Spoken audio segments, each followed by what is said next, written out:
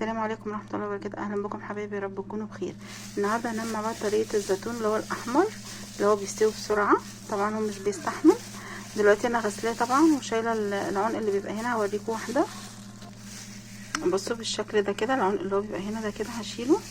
بصوا عشان يبقى نظيف. انا طبعا كله عاملاه كده. بصوا انا منضفاه كله وهنغسله كويس. وعايزه ازازه خل وكيس ملح، وعايزه كمان بشره جزر، وعايزه توم مقطعاها هوريكم ازاي برضو، وعايزه كمان كرفس وكوبايه زيت على 5 كيلو. بس ده اللي انا المقادير اللي انا عايزاها. دلوقتي برضو عايزه اقول لكم حاجه. احنا كل واحده هنمسكها بالسكينه كده، هنعمل فيها بس فتحه كده صغيره بس زي كده، شايفين؟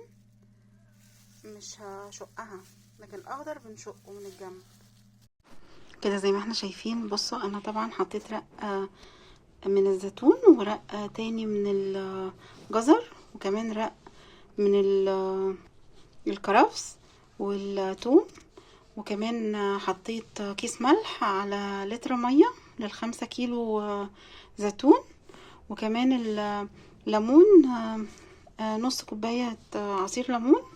عايزه اقول لكم ان طبعا الليمون اللي انا عصرته فانا بحطه من فوق، ونحط زيت عشان هو ده الماده الحافظه للزيتون.